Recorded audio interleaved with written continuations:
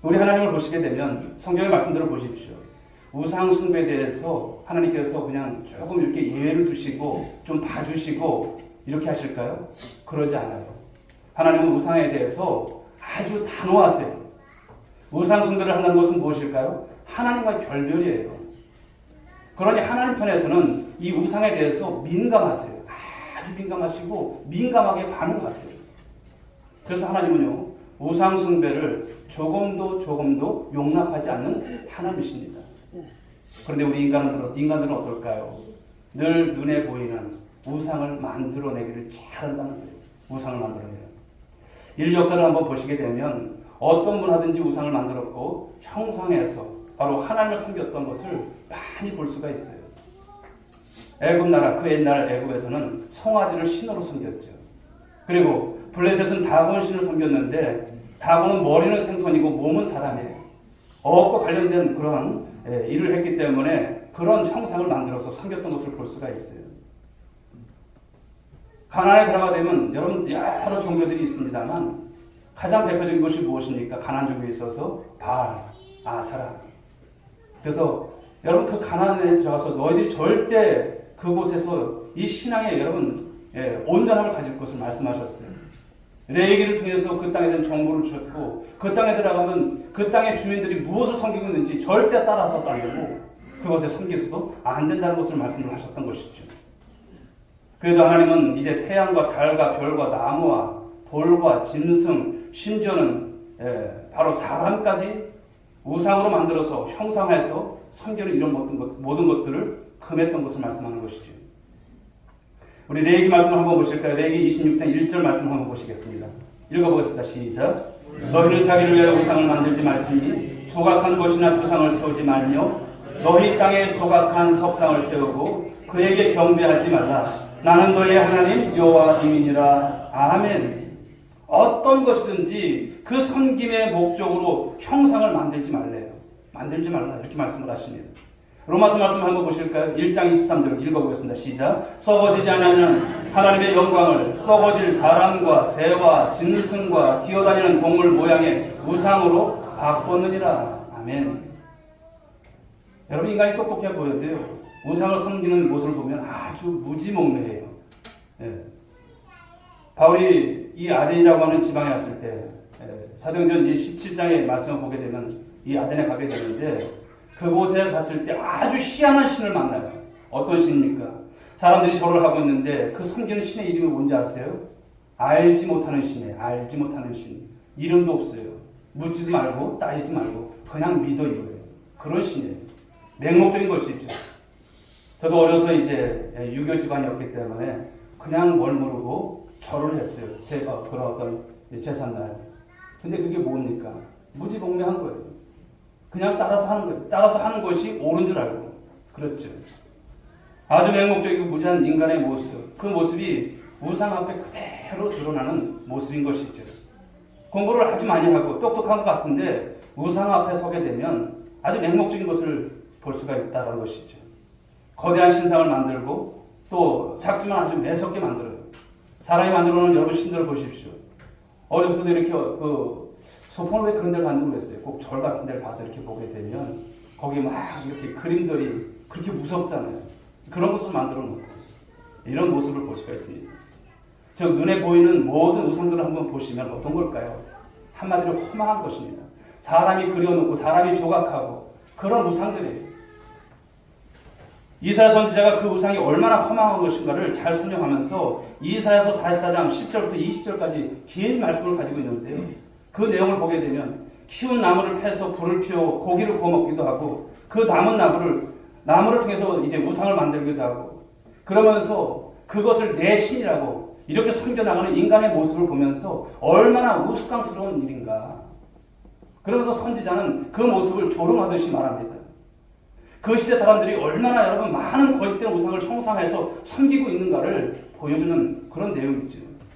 인간의 무지고요. 그리고 연약성 이것을 이사야는 고발하고 있는 말씀입니다. 우리가 잘 아는 대로 여러분 모세가 이제 시내 산에 하나님의 말씀을 받으러 가잖아요. 십계명 받으러 가잖아요.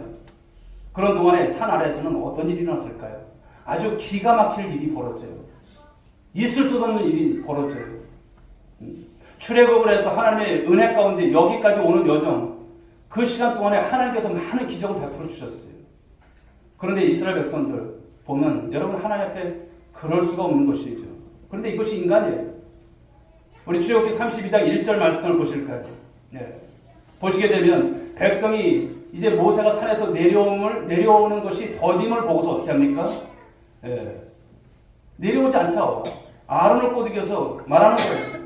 일어나라, 우리를 위하여 우리를 인도할 신을 만들라. 이 모세 곧 우리를 애굽 땅에서 인도하는 사람은 어찌 되었는지 알지 못함이니라. 이런 말을 해요. 여기서 보면 어떤 말입니까? 우리를 위해서 우리를 위할 바로 신을 만들라는 거예요. 다 자기들이에요, 자기들. 그들이 말하는 것이 무엇입니까? 이 모세 곧 우리를 애굽 땅에서 인도하는 사람, 그 사람 어떻게 되는지 모르니까 우리 지금 그냥 가만히 있으면 안 된다. 지금 빨리 조처를 해야 한다. 빨리 특단의 어떤 일을 우리가 해야지. 그러지 않으면 우리 불안해서 못 살겠다. 이러는 거예요. 그런데 여러분 보십시오. 지금까지 인도했던 민족의 지도자 모세, 그 모세의 존재를 부인하는 거예요. 그 모세를 부인한다는 것은 곧 무엇입니까? 하나님의 인도를 무시한다는 거예요. 하나님 괜찮아 이러는 거예요. 그러면서 그들이 이 우상을 만들어낸 시간을 보십시오. 40일 안에 모세는 산에 올라갔고 그 모세가 비운 40일 동안에 이 일이, 우상을 만드는 일이 벌어진 거예요. 백성들이 무엇을 했습니까? 금 모으기 운동을 해요. 야, 우리 빨리 금 모으자. 막 금을 모아요. 만들어서 금송아지 우상을 만들어내는 거예요. 그리고 그 금송아지를 만들어서 그들이 바라보면서 어떤 말을 합니까? 하나님이라고 하자. 이 금송아지를 하나님이라고 하자. 이러는 거예요. 보시면 어떤 것입니까? 이스라엘 백성들이 다른 신을 섬긴 게 아니에요. 하나님이라고 하자면서 이 금송아지를 하나님이라고 하자면서 형상한 것을 말하고 있습니다. 여러분 무엇을 말씀하는 것일까요? 그들은 보이는 하나님을 원했던 거예요. 보이지 않는 하나님, 그 하나님 필요 없어. 이제는 보이는 하나님이 좋아. 보이는 하나님, 내 눈에 보이는 하나님, 그 하나님을 내가 잘 섬겨야지. 이런 마음인 거예요. 눈에 보이는 하나님을 말하고 있습니다. 그렇다면 사랑하는 여러분, 왜 인간은 우상을 자꾸만 이렇게 형상할까요?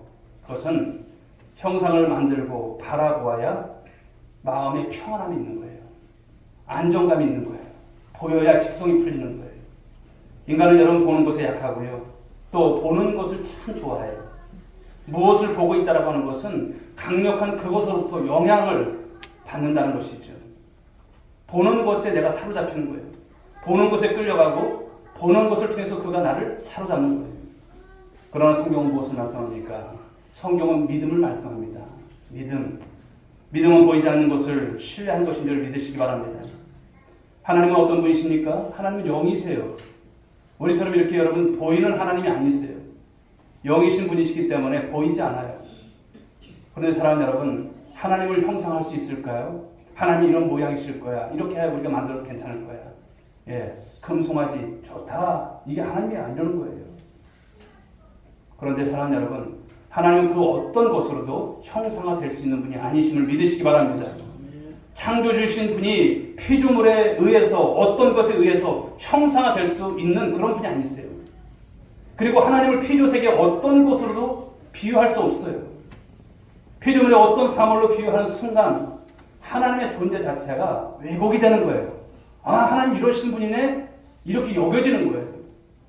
만약 여러분 하나님을 형상화할 수 있다면 어떻게 될까요? 사람들은요, 그 형상화된 신을 자기의 소유로 가지려고 난리가 날 거예요. 전쟁이 일어날 거예요.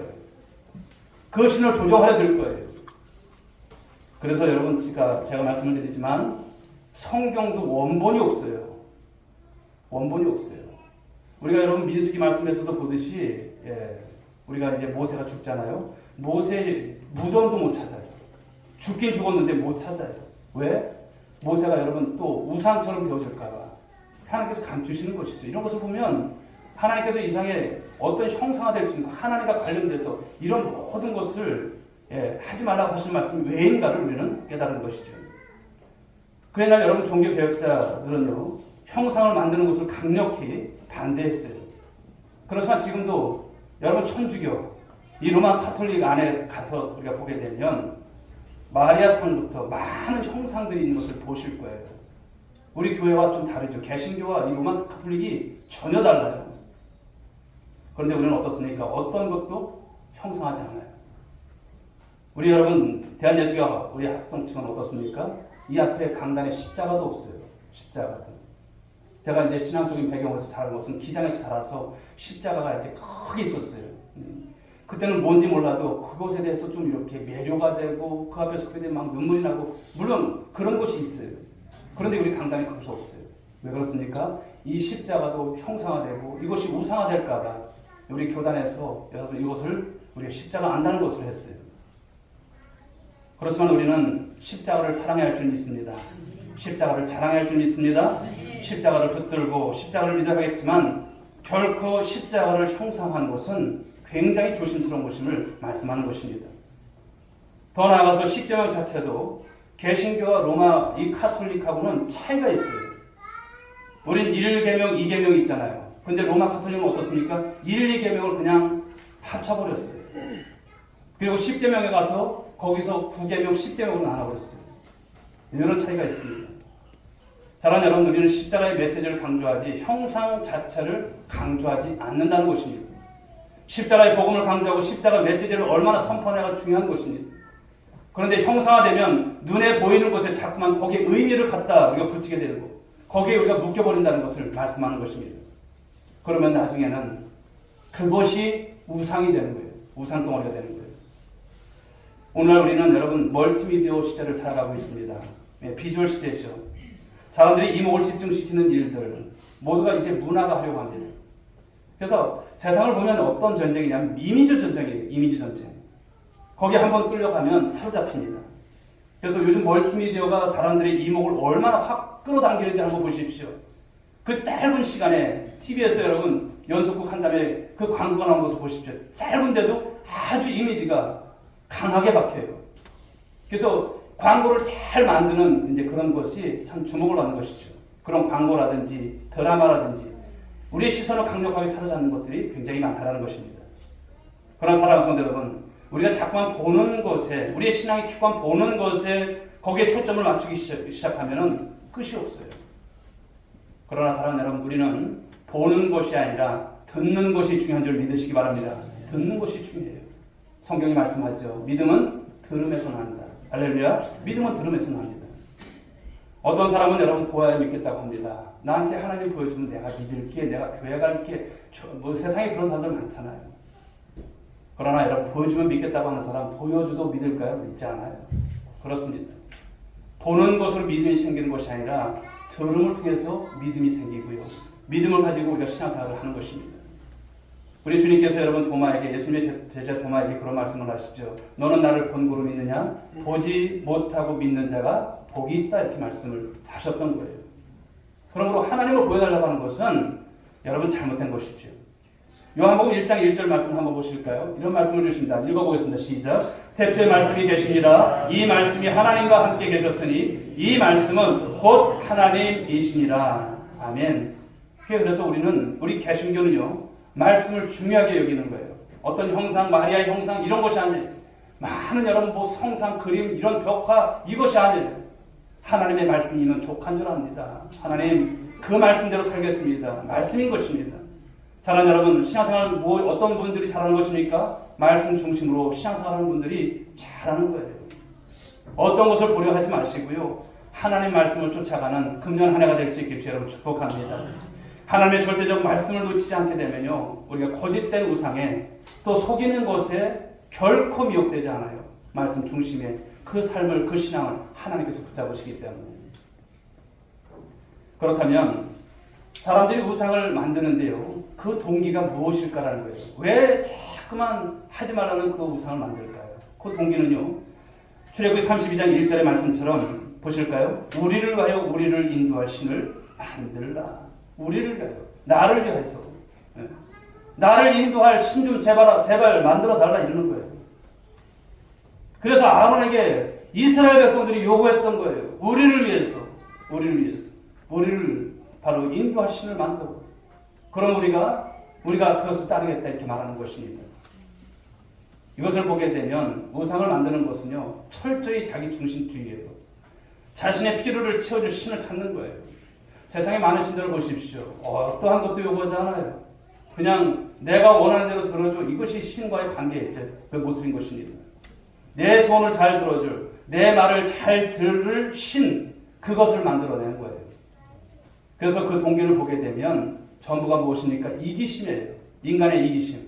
개인의 욕망, 그것을 성취하는데 도움이 되는 신, 그 신이 있으면 되겠다. 그 신이면 족하겠다 이러는 거예요. 그런데 우리의 신앙은 어떻습니까? 하나님, 내가 이게 필요하니까 도와주시고 내가 이것을 원하니까 이렇게만 해주십시오. 묻지도 마시고 따지도 마세요. 그냥 하나님 그냥 말씀만 내가 하는 대로 좀 해주세요. 나에게 좀 그 눈높이 좀 맞춰주세요. 이런 하나님일까요? 아니죠. 우리가 믿는 그런 하나님 아니십니다. 그런데 왜 인간들이 끊임없이 이렇게 우상을 만들까요? 그렇습니다. 내가 원하는 그것을 해결할 신이 필요한 거예요. 항상 필요한 거예요. 그런데 나의 필요를 해결하기 위해서 하나님을 찾는 사람들은요, 언젠가는 그런 사람들은요, 하나님 떠나요. 필요가 채워져도 하나님 떠나요. 왜냐하면 필요가 채워졌으니 하나님 필요해요? 필요 없는 거예요.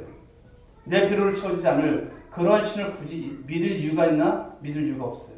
계산적입니다.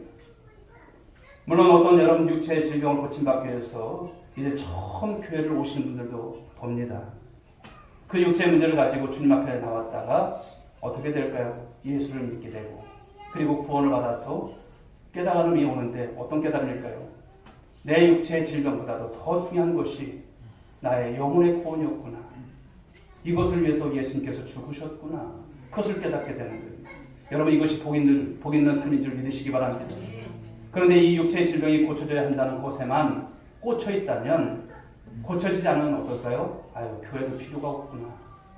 여러분 우리가 하나님 믿는 것이 마치 여러분 우리가 무당을 믿고 그런 여러분 잡신을 믿는 것일까요? 그렇지 않습니다. 하나님 우리의 필요를 채워줄 수 없으신 분이 아니세요. 우리 하나님은 상천하지 오직 하나님이신 것을 믿으시기 바랍니다. 전능하신 하나님이세요. 강력한 능력이 갖고 계신 하나님이세요. 그런데 우리의 필요를 채워주지 위해서만 존재하는 분이 아닌 것을 우리는 알아야 할 줄 믿습니다. 처음에는 우리의 필요를 가지고 나오지만 그 필요는 어떻게 될까요? 우리가 하나님을 만나게 한 조건이지 그것이 목적이 되어서는 안 될 것입니다. 한번 질문을 드려볼까요? 사랑하는 여러분, 하나님을 위해서 내가 존재할까요? 아니면 나를 위해서 하나님이 존재하실까요? 이것이 신앙 안에서도 큰 주제인데요. 만약에 하나님이 나를 위해서 존재한다면 결국은 우리가 하나님 자리에 앉게 되는 거예요. 내가 하나님이 되어 있는 것입니다. 잘못된 것이죠. 사실 우리는 내가 하나님이 될 것인가 아니면 하나님을 정말 우리가 하나님으로 인정할 것인가 이 두 질문 사이에서 매일 삶 속에서 우리가 거대한 전쟁을 치르고 있는 거예요. 내 마음의 두 법이 여러분 계속 싸우고 있는 거예요. 내가 하나님 자리에 앉아 있을 것인가 하나님이 내 자리에 정말 좌정하실 것인가 이 두 싸움인 것이죠. 여기에 따라서 우리의 예배는 그래서 전혀 달라지는 것이죠. 자, 그런데 우상숭배의 이 뿌리를 한번 생각해 볼 수가 있습니다. 우상숭배의 뿌리가 어디에 있을까요? 겉으로 드러난 형상은 인간의 마음을 표현한 것인데요. 고린도서 3장 5절 말씀을 한번 보실까요? 예. 탐심은 곧 우상숭배입니다. 예, 말씀이 안 나오는데요. 고린도서 3장 5절에 그런 말씀이 있어요. 탐심이 무엇이다? 우상숭배라 이렇게 말씀을 하십니다. 그러니까 탐심과 우상숭배는 동일한 거예요. 그게 우상숭배가 탐심이라고 하는 것을 말씀하죠. 탐심이 곧 우상숭배입니다. 사랑하는 여러분, 우상을 만들어내는 곳이 다른 것이 아니라는 거예요. 다른 것이 아니라는 거예요. 어디서 만들어질까요? 우리의 마음에서 만들어진다는 것을 말씀하는 거예요. 여러분 안에서 그 마음에서 우상이 자꾸 만들어진다는 거예요. 거기가 뿌리라고 하는 것을 말씀합니다. 오늘 형상화된 우상, 그것은 우리가 많이 찾아봐요. 지나다니다가도 여러분 이런 어떤 돌로 만드는 여러분 많은 그런 우상들 많이 보지 않습니까? 많이 보여요. 그런데 여러분 마음속에 그 우상은 어떨까요? 찾아내기가 어려워요. 제가 여러분들 이렇게 봤을 때 하나도 우상 안 숨기는 것 같아요. 그렇죠. 교묘하게 다양한 모습으로 우리 안에 꼭꼭 숨어 있어요. 그런데 정작 우리는 그 우상에 빠져있는 사람은요, 그것을 모른다는 거예요. 내가 우상을 왜 섬기고 있어? 아니야, 나 안 섬기고 있어. 이런다는 거예요. 다른 돈이라고 하는 우상에 빠진 사람은 어떨까요? 자신이 돈을 숨기고 있다는 생각을 전혀 안 해요. 그런데 내가 돈을 좀 좋아한다 이 정도만 생각해요. 그러다 보니 어떻습니까? 돈이면 최고인 거예요. 돈이면 여러분 주일도 어기는 거예요. 돈이 된다면 여러분 주일도 없어요. 이런 삶이 되는 것을 볼 때 돈이라고 하는 것이 일만하게 뿌리고요. 돈이라고 하는 것이 우상이 될 수 있다는 거예요. 돈 자체가 나쁜 것은 아니에요. 그러나 돈도 우상이 될 수 있음을 말씀하는 것이죠. 세상을 한번 보십시오. 이 탐심의 마음에 불을 지피는 것들이 얼마나 많은지 모릅니다. 옛날에 우리 문화, 어렸을 때만 봐도요, 문화가 단순했어요. 밋밋한 문화였고, 그리고 변화가 별로 없는 그런 문화였어요. 새롭게 선택할 여지도 없었어요. 그러나 지금은 어떻습니까? 문화적 유혹이 굉장히 많은, 다방면에서 우리에게 많은 유혹을 하는 그런 시대를 살아갑니다. 한 번 걸려들면 이겨낼 재간이 없어요. 그런데 탐심은요, 어떤 것이냐면 그대로 여러분 가운데 그것을 그냥 내버려 두면 점점 커지는 거예요. 하나님보다 더 커지는 거예요. 여러분들의 삶의 비중에서 그것이 더 커지는 거예요.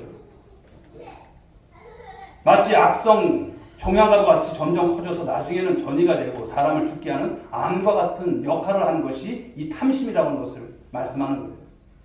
그런데 탐심이 여러분 안에서 그냥 저절로 없어질까요? 그렇게 생각해서는 오산입니다. 돈 자체는 우상이 아닙니다.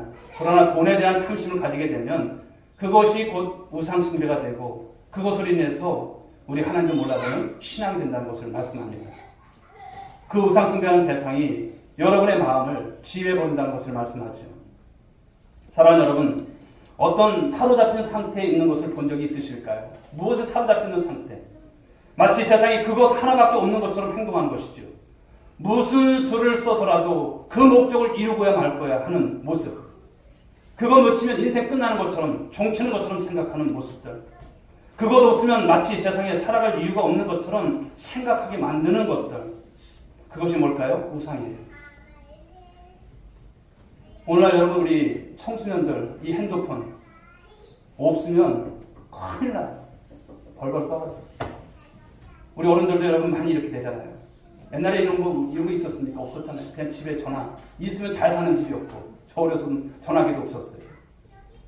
그런 시대에는 참 세상의 문화가 단조로웠어요. 그냥 교회만 알고, 그냥 살아가는 것이 그냥 단조로웠어요. 그냥 신앙 아니면 이런 삶이었죠. 그러나 오늘날은 우리를 현혹하는 것들이 굉장히 많다는 것을 이런 단면적인 모습에서 보여주는 것이 아닐까 생각합니다. 결국 무서운 것은 무엇일까요? 자기가 죽는 줄도 모르고 죽어간다라고 하는 것이죠. 그래서 바울은요, 하나님께서 인간에게 내릴 수 있는 최악의 심판이 그 마음에 그 정욕대로 그냥 내버려 두신다는 거예요. 그것이 심판이라는 말씀을 주시는 거예요. 결국 여러분 우상숭배라고 하는 것은 인간의 삶을 행복하게 하는 것이 아니죠. 우리를 불행하게 하고 우리를 절망 가운데 빠지게 한다는 것을 잊지 마시기 바랍니다. 할렐루야. 우상숭배는 여러분 비극적 결말을 맞게 합니다. 잘못 알고 숨긴 대가는 혹독하다라고 하는 것을 말씀하는 것. 이스라엘 역사가 그것을 말씀하고 있어요. 하나님만이 주실 수 있는 것을 다른 무엇인가를 통해서 얻으려고 하는 그 후유증은 엄청 크다고 하는 것을 말씀합니다. 사랑하는 여러분 정확히 아십시오. 하나님만이 주실 수 있는 그 기쁨을 세상에서 얻으려고 하지 마시고 그 우상은 절대 우리에게 행복과 기쁨과 이런 모든 것을 가져다 주지 않고 빼앗아간다는 것을 여러분 믿으시기 바랍니다. 그런데 어때요? 갈 때까지 갑니다. 그 우상이 사람을 속이는 것입니다. 아니 스스로 속는 것입니다. 그래서 우리는 우상이 거짓된 것이라고 하는 것을 빨리 깨달으셔야 돼요. 여러분들 신앙생활하면서 내가 혹여나 우상에 걸려있는지 보시라는 거예요. 때로는 여러분 자식이 우상이 될 수 있는 거예요. 그렇죠. 돈이 우상이 될 수 있고 관계가 우상이 될 수 있고 세상에 그 많은 것들이 우상이 될 수 있어요. 게임에 중독돼서 살아가는 모습들 또한 우상이 되는 거예요. 노름에 빠지는 것들. 이런 하나하나가 다 그래요. 우리는 우리 신앙생활하면서 혹여나 하나님 말씀 듣고 살아가는데 그러지 못하는 것에 있어서 깨달음이 있어야 할 줄 믿습니다. 사랑하는 성도 여러분, 우리가 그래서 지켜야 할 것이 있어요. 무엇일까요? 우리 잠언서 4장 23절 말씀을 읽어보겠습니다. 시작. 모든 지킬 만한 것 중에 더욱 네 마음을 지키라. 생명의 근원이 이에서 나면이라. 아멘. 아주 강조법을 사용하고 있어요. 이 세상에서 지켜야 할 것 많다. 그렇지만 그 중에서 내 마음을 지키라. 더욱 네 마음을 지켜라. 생명의 근원이 이에서 난다고 말씀을 우리에게 주시고 있는 거예요. 그러므로 여러분 안에 있는 그 마음은요, 무엇일까요? 전쟁터예요, 전쟁터. 여러분 안에 그 마음에 전쟁터가 있는 것이죠. 우리 신앙생활의 핵심이 이 마음 속에서 다 결정이 되는 거예요. 마음 안에서 모든 것이 일어나는 거예요. 그런데 하나님은 여러분의 무엇을 보실까요? 아, 오늘 예쁘게 하고 왔네. 이걸 보실까요? 아니에요. 여러분의 마음 보시는 거예요.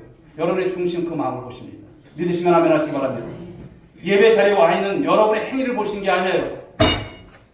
아, 예배 드리는구나. 이거 보시는 게 아니에요.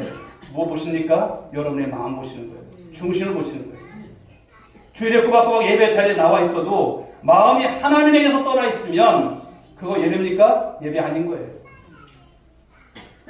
찬양을 드려도 하나님 앞에 온전히 집중해서 드려야 되는데 그러지 않으면 그거 예배입니까? 예배 아닌 거예요.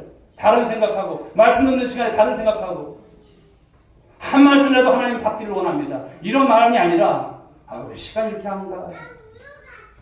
예배입니까? 예배 아닌 거예요. 그런데 우리는 어떻습니까? 우리는 늘 이런 것을 이렇게 하면서도 몰랐던 거예요. 아, 이 시간이 얼마나 하나님께서 우리에게 주시고자 하신 귀한 시간이었던가. 현심을 다한 여러분 그 모습 속에서 드려지는 예배. 그 마음이 하나 되어서 드려지는 예배. 이 예배를 받으시기 원하시는데 그러지 못하면 결국 누구 손해입니까? 우리 손해인 거예요. 나 손해인 것이죠. 하나님은 예배의 순서, 예배의 행위를 받으시는 분이 결코 아니십니다. 예배를 드리는 저와 여러분의 마음을 받기를 원하신 줄 믿으시기 바랍니다. 그리고 우리의 예배가 한정된 공간에서 드리는 것만이 아니라 우리 일상의 삶 속에서 드려지는 모든 것이 예배가 되길 원하세요. 그래서 그 일상 속에서 그 마음이 하나님께 향했던 사람들이 이 주일이라고 하는 이 지정된 시간에 나와서 함께 드려지는 이 예배, 이 귀한 주일, 주의 날을 통해서 하나님께 드려지는 이 모든 것을 하나님께서 기다리시는 거예요. 하나하나가 다 소중합니다. 주일에 여러 모양으로 섬기시는 그 모습 또한 다 중요한 것입니다. 그런데 하나님 보고 섬길 수 있게 바라겠습니다. 섬기다 보면 어떻습니까? 상처받을 수 있어요. 그러나 하나님 보시면 그 상처를 이겨내시는 것이죠. 그래서 여러분들의 중심이 모든 것이 하나님께로 향하지 않으면 사람 중심입니다. 우리 온누리 교회는 언제나 하나님 중심으로, 말씀 중심으로, 예배 중심으로 가는 교회가 되기를 간절히 소망합니다. 또한 우리 마음 안에 숨어있는 그것이 있는데 바로 하나님이 아닌 것, 하나님보다 더 사랑하는 것이 혹여나 있는지 살피시라는 거예요. 그거라도 그것이 아닌 것이라면 뽑아내라는 것을 말씀합니다. 그래서 우리의 예배는 사실 위험한 예배입니다. 왜냐하면 우리 안에 있는 우상을 깨뜨리는 작업이 이 예배 가운데서 일어나는 거예요. 예배 자리에서 우리를 속이는 우상의 정체가 드러나는 시간이에요. 마치 하나님 앞에서 말씀을 듣다가 걸리는 거예요. 죄졌던 모습이 걸리는 거예요. 아, 그렇구나. 깨닫는 거예요. 그 참되신 하나님 앞에서 우리의 마음을 온전히 쏟아붓는 시간. 하나님보다 더 사랑하고 더 애착을 가지고 있었던 것이 무엇인지 우리가 들춰내고 회개하는 시간. 그런 시간이 되는 것이 예배입니다. 그러니 예배는 우리 안에 있는 우상을 밝혀내고 드러내고 그것을 깨뜨리는 작업. 이 작업은 사실 작업이 아니고 어떻게 보면 위험한 전쟁이죠. 그러나 이 전쟁 가운데 이겨내시고 우리 하나님만을 영광해낼 수 있는 여러분 모두가 될 수 있길 주 여러분 축복합니다. 사랑하는 여러분, 진정으로 여러분들이 사랑하는 것이 무엇일까요? 내 마음이 지금 어디에 있는가 한번 돌이켜보십시오. 내가 가장 많이 생각하고 또 내가 가장 많이 분노하는 것이 무엇인가 한번 생각해 보십시오. 우리가 여러분 하나님보다 더 사랑하는 것들, 더 마음 쓰고 더 신경 쓰는 것들이 때로는 하나님과 멀어지게 하는 우상이 될 수 있다는 것을 놓치지 마시기 바랍니다.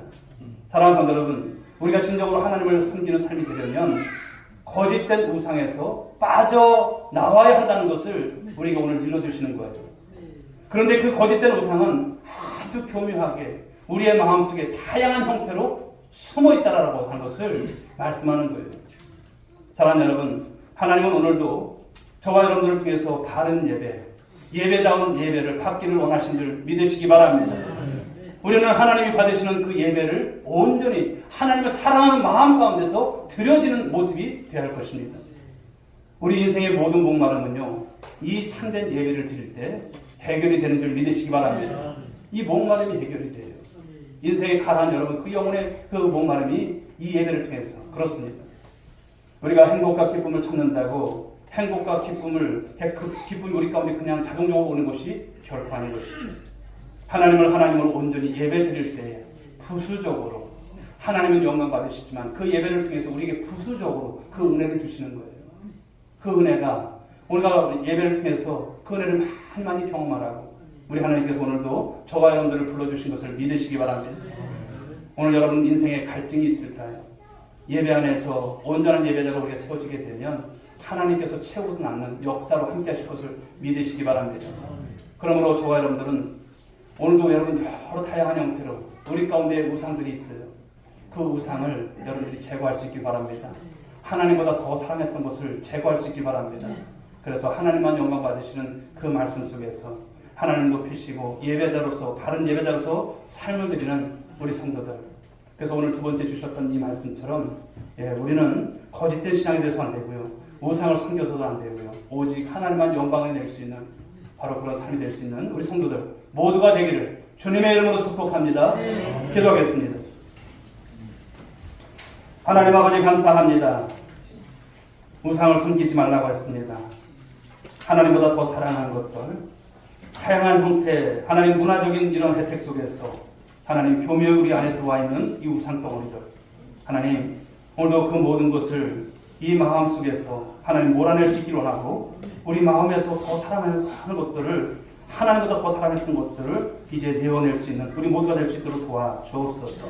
우리 온누리 교회가 언제나 하나님 앞에 온전한 예배로, 온전한 예배자로 삶을 드리고 또 하나님 말씀 중심으로, 예배 중심으로 세워가는 하나님 아버지여, 교회여 일어나라, 이 말씀이 성취되는 교회가 될 수만 있도록 축복하여 주옵소서. 인도하시옵기를 원하며 사랑하는 신 예수님의 이름으로 기도 올리옵나이다. 아멘. 자리에서 함께 일어나시기 바랍니다.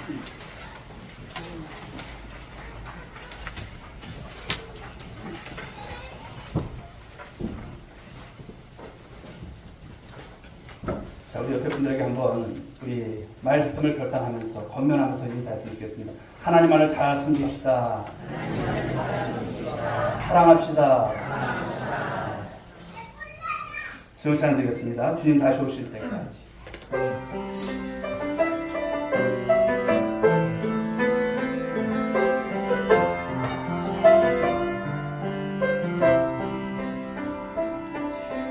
주님 다시 오실 때까지 나는 주님을 바리라. 좁은 길 나의 십자가로 나의 가는 길 끝에서 나는 주님을 보리라. 영광의 내 주님 나를 맞아주시니. 우리 또 손들고 찬양드립니다. 주님 다시 오실 때까지 나는 일어나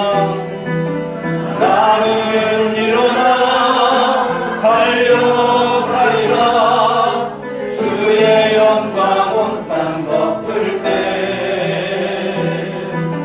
나는 일어나 노래하리. 내 사모하는 주님 온 세상 구주시리라.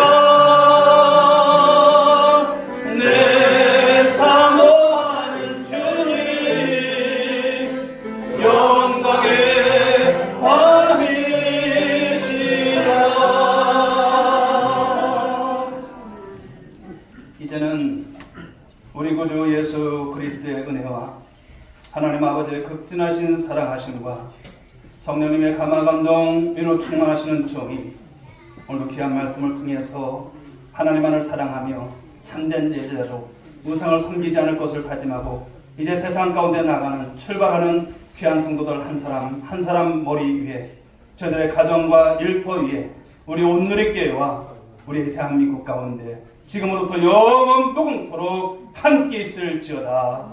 아멘.